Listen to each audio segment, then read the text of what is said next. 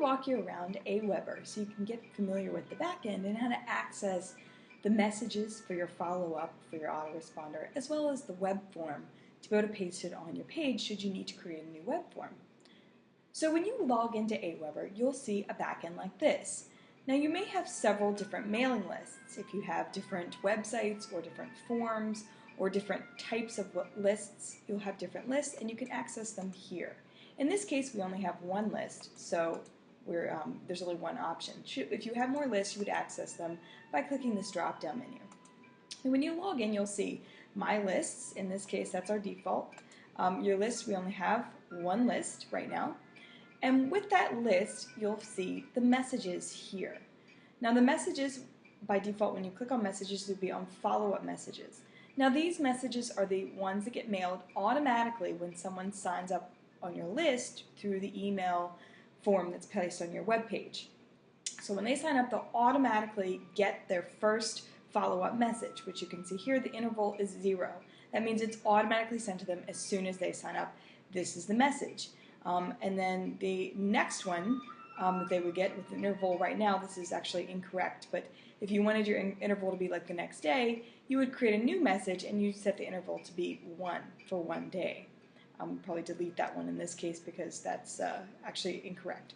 But anyway, so this is where you would create your follow-up messages. You click New HTML Message to create a new one that you might have sent on the 2nd or 3rd or 4th day after sign-up, or maybe the 7th day if you want it to be a week after they signed up and you want to send out another email message, you would click here. Now if you want to broadcast your list with a message that just goes out when it's not on schedule, it just gets out to them, you would click on Messages and go to Broadcast. Now these broadcast messages you can create and you can have them scheduled to be sent when you want. We have 2 in the queue now.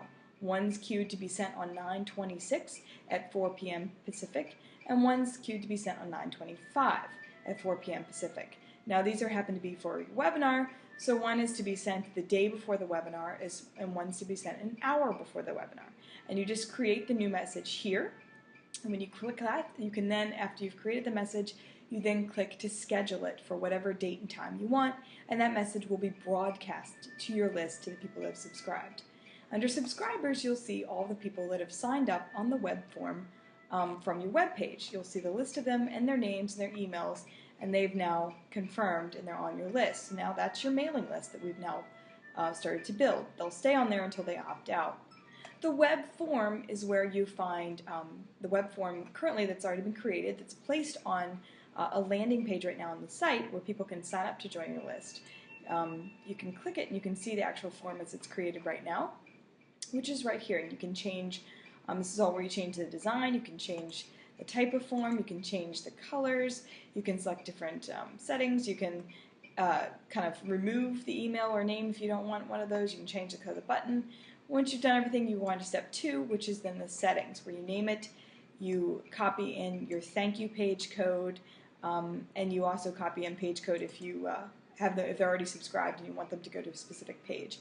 And the third step then is that you get the form code. You can either email it to your web designer or you can say, I will install my form, and you get the code. Now with WordPress, the raw HTML code is what typically works.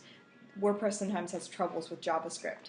So the raw HTML code, you would click it, you would select all and copy it, and then you would go back to your web page, whichever page it is, say this one for instance, whichever page it is that you want to place your form, you would then paste in that autoresponder code that we have from Aweber. So in this case, you will see the code is pasted right here. Now it's going to look like what you see on our design. Right now we're just looking at the code version of it, so it looks kind of just like basic code. But it'll be styled whenever you actually view the page in the browser as it should be. And other than that, that's kind of it for Aweber. The reports can show you who clicks through, how many people are opening your messages, but this gives you an overview of what the different areas of Aweber are, so you can access your